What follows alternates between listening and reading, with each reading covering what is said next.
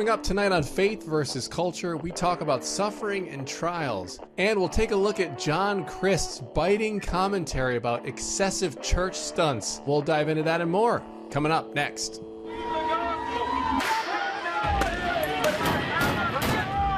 have sex before you're married is a bad idea. Don't tell me there's no such thing as gun violence. That just depends on your definition of when life begins. There are problems of sin and habit that cannot be solved outside the person of our Lord Jesus Christ.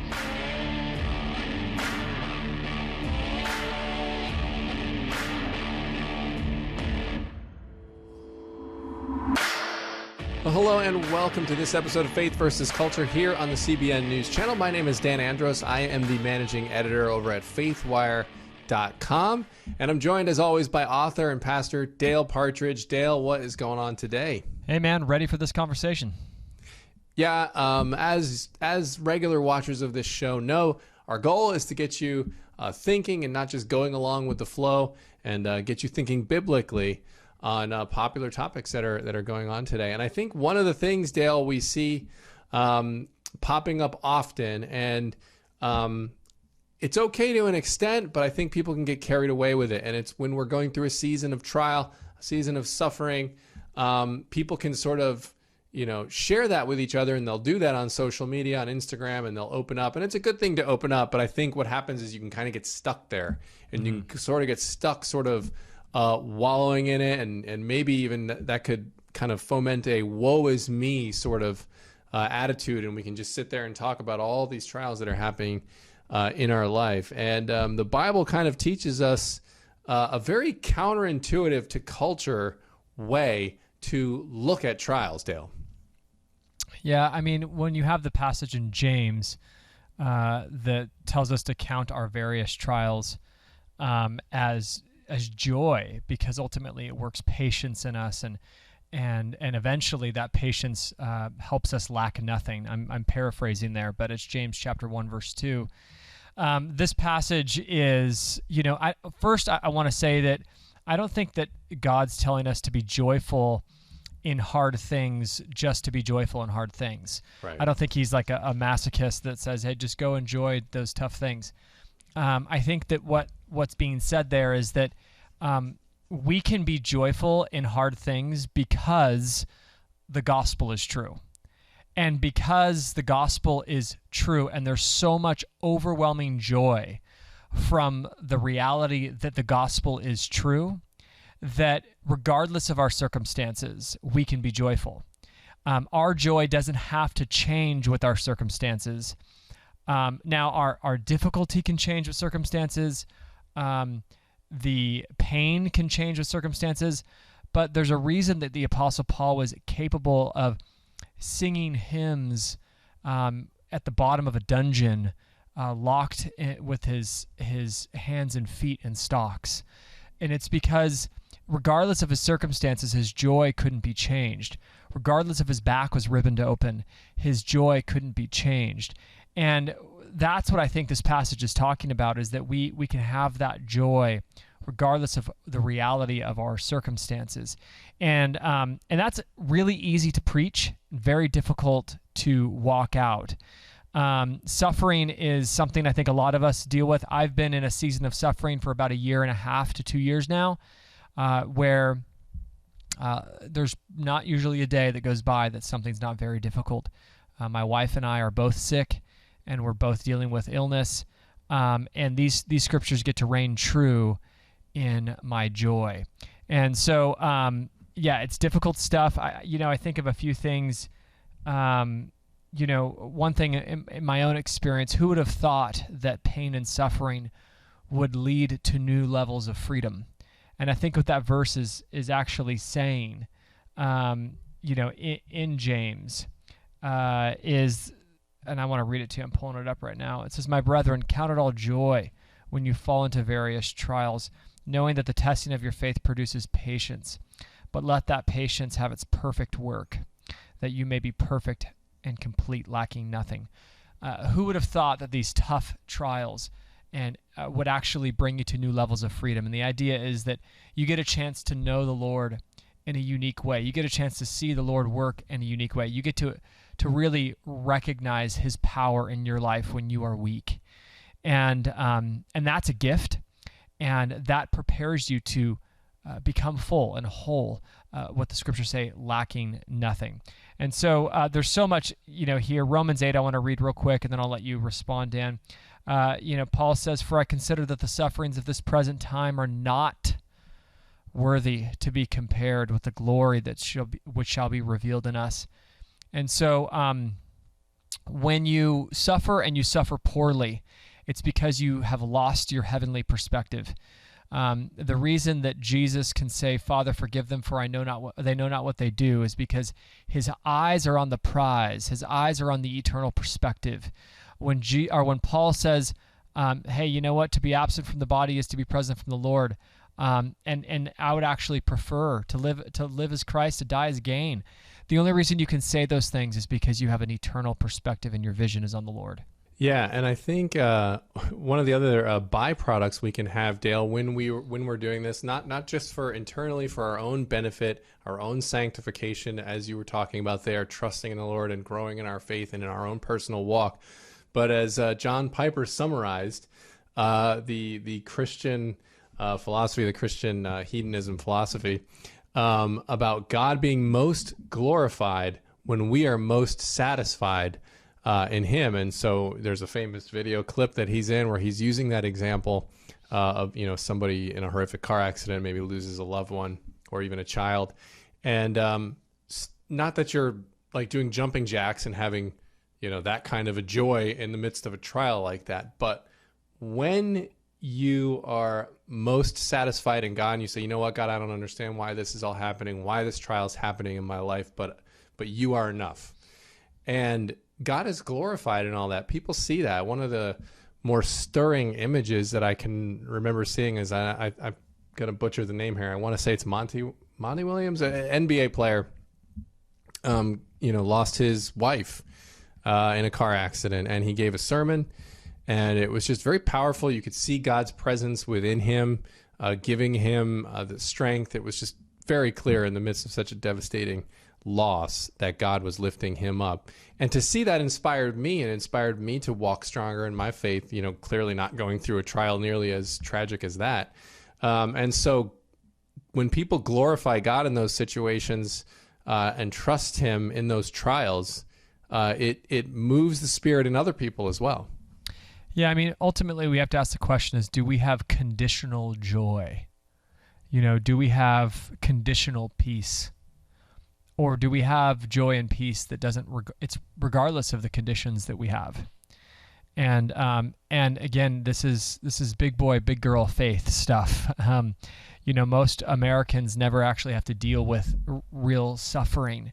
I think health might be one of those things that we deal with quite a bit here, but the idea of persecution or lots of death, that's kind of a rarity for most people.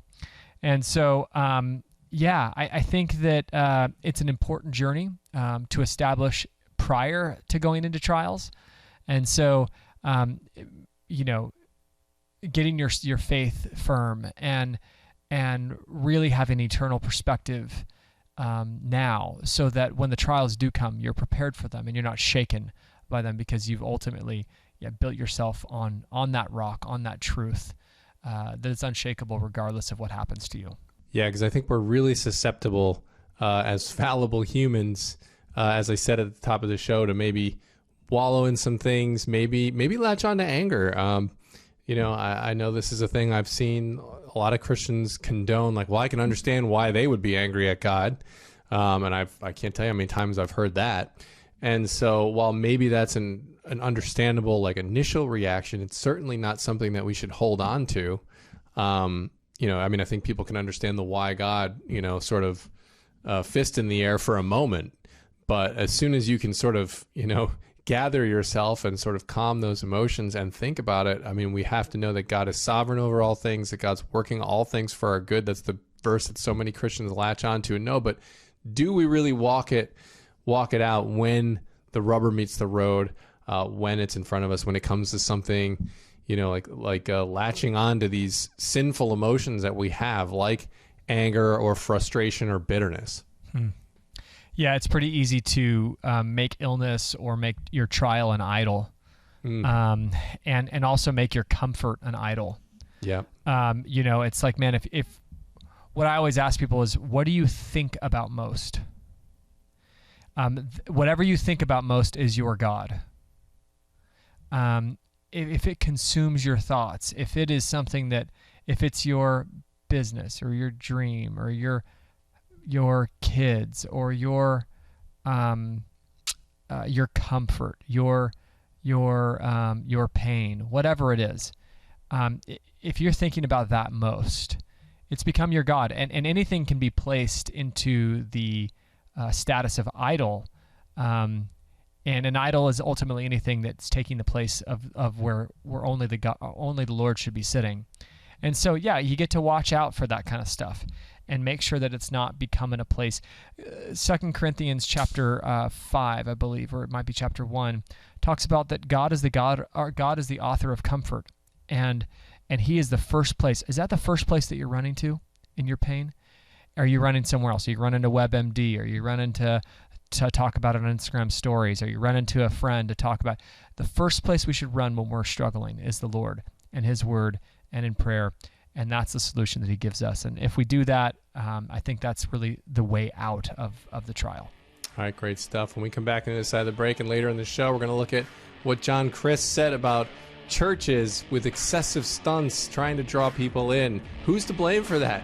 We'll break down that and more when we come back on the other side of the break. This is Faith versus Culture on the CBN News Channel. Back in a sec.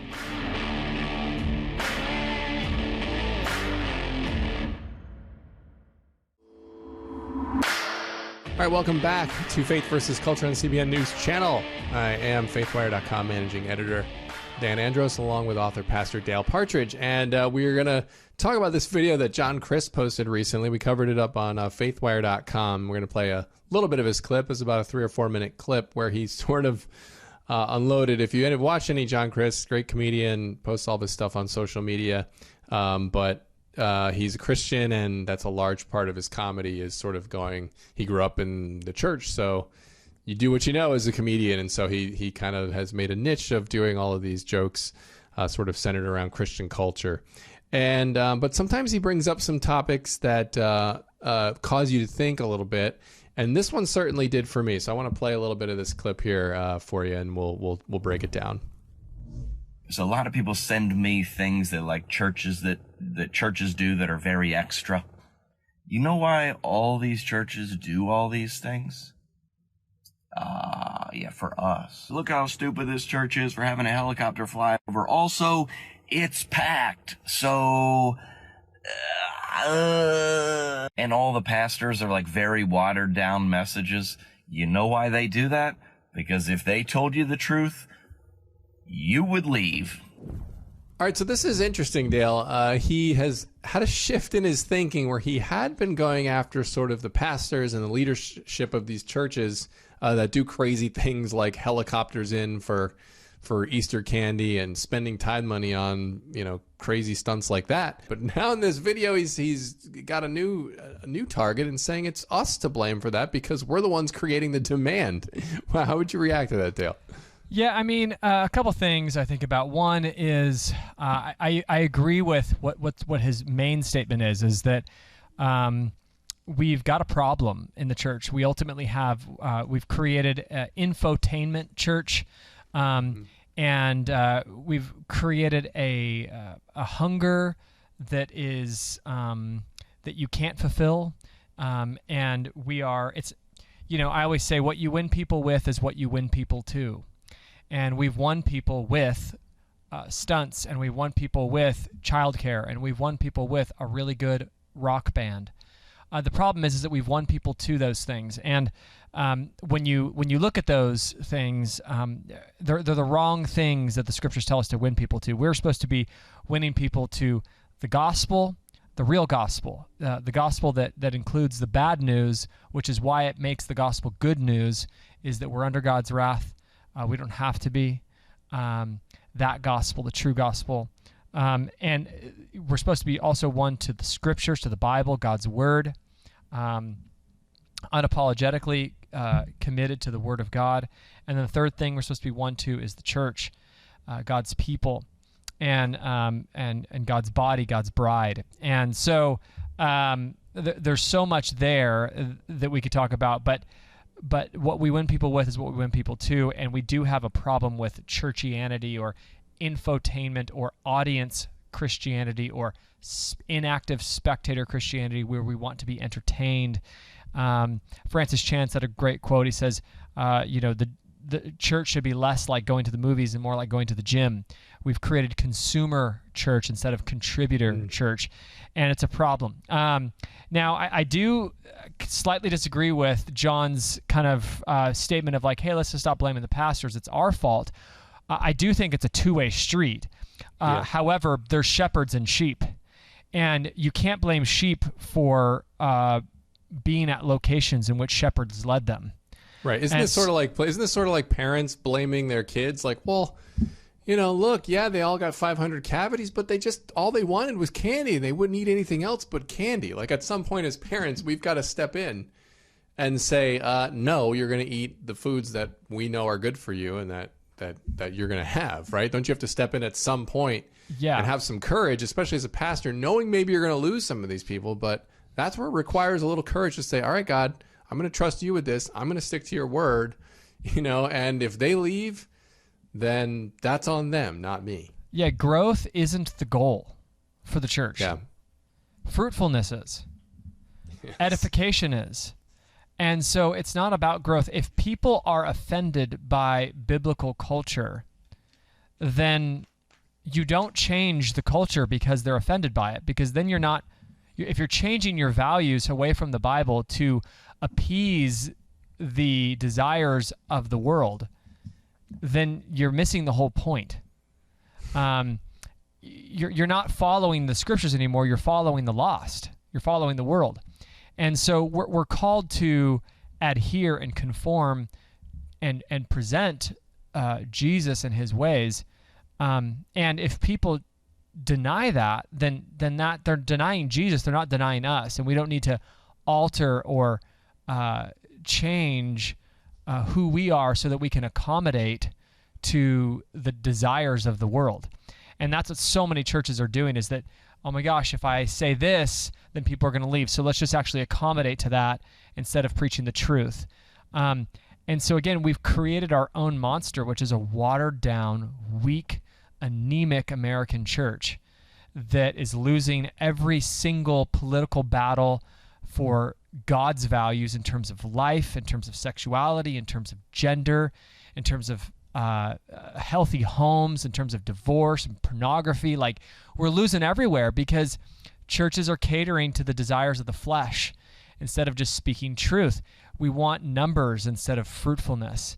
And I'd much rather see the church in America be small and devout and committed to the scriptures than large and fat and spiritually overflowing with uselessness, which is what we have right now. And I think John is recognizing that and making a really good point that we do need to listen to in terms of it's our fault too.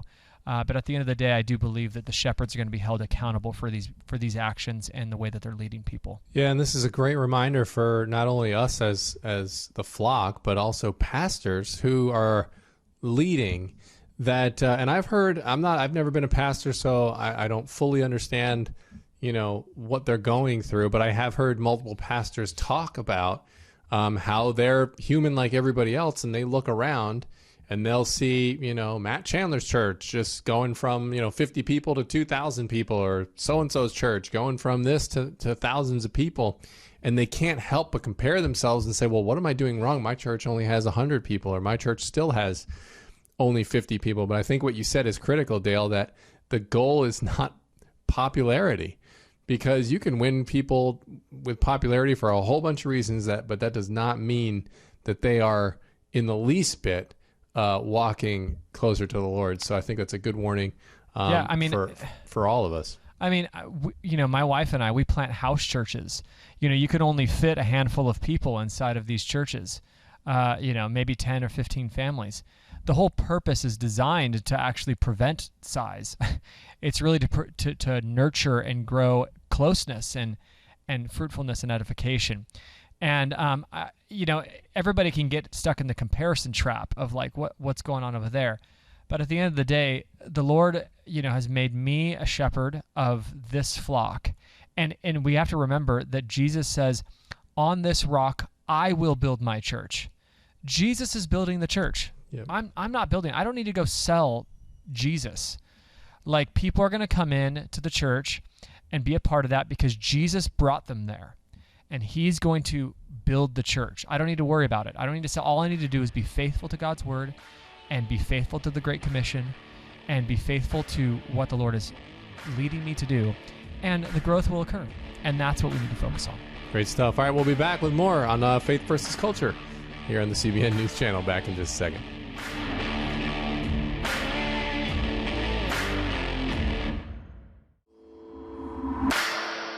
All right, we're back here on Faith versus Culture, CBN News Channel.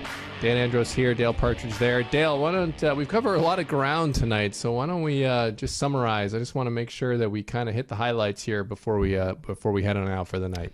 Yeah, we need to really consider suffering is that our joy should be changing because of our circumstances. Do we have conditional joy and conditional peace? When you have the gospel, you should be able to have joy in any situation, regardless of the circumstances. And that's what that passage in James chapter 1, verse 2 is talking about, is having joy in those. The second thing is we talked about the church. And what you win people with is what you win people to. And instead of looking for the numbers and for the growth in that capacity, we need to start looking about winning people to the three things that the scriptures talk about, which is the gospel, the Bible, and God's people. And the focus of growth is focus on fruitfulness, not numbers. Focus on edification, not size.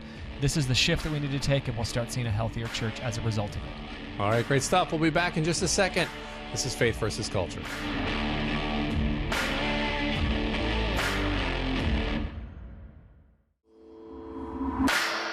All right, unfortunately, we are out of time for this episode of Faith versus Culture. Thanks for watching. Thanks for watching the CBN News Channel. For Dale Partridge, I am Dan Andros. We will see you guys next time. God bless.